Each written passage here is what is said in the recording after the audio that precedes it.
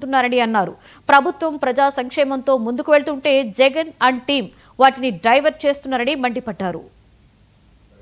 చెప్పారు వ్యవసాయ శాఖ మంత్రి మీరు ఏం ఎలగబెట్టారో, జగన్మోహన్ రెడ్డి ఏం ఎలగబెట్టారో చెప్పారు. నేను ప్రశ్న అడుగుతున్నాను, విపత్తుల్లో ఎప్పుడన్నా జగన్మోహన్ రెడ్డి పర్యటనలు చేశారా? గాలిలో తిరగడం తప్పితే ఏ రోజు కూడా మట్టిని కాలుతో తొక్కిన పాపాన్ని పోలేదు విపత్తుల్లో. ఇవాళ చంద్రబాబు నాయుడు గారు ఎక్కడ ఏది జరిగినా సరే రైతు కష్టం వచ్చిందంటే 5 నిమిషాల్లో స్పాట్లో ఉంటున్నారు. అలాగే మీరు సహాయం గురించి మాట్లాడారు. జగన్మోహన్ రెడ్డి గారు ఎలా చేశారు అలా చేశారు. అసలు వరికిచ్చి నష్టపరిహారాన్ని చంద్రబాబు ఇచ్చి 20,000ని 15,000 చేసింది ఎవరో మీ ప్రభుత్వంలో? మీరు వ్యవసాయ శాఖ మంత్రి కదా, సమాధానం చెప్పాలి కదా. అలాగే అదే మీరు చేసిన 15,000 వేల చంద్రబాబు 25,000 చేశాడు. చంద్రబాబు రైతులకు పనిచేస్తున్నాడా, తగ్గించిన జగన్మోహన్ రెడ్డి పనిచేస్తున్నాడా? ఇవన్నీ ఆలోచన లేకుండా మాట్లాడద్దు.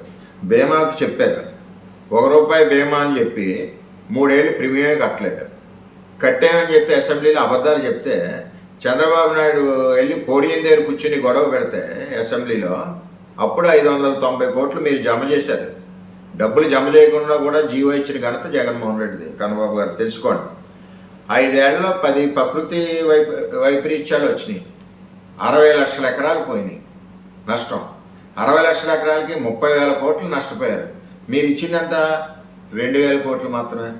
ఇవన్నీ ప్రజలకి అర్థం అవుద్దని అనుకోవద్దు. లేని చెప్పి ఏదో ప్రలోభ పెట్టాలి, గవర్నమెంట్ మంచి ప్రభుత్వం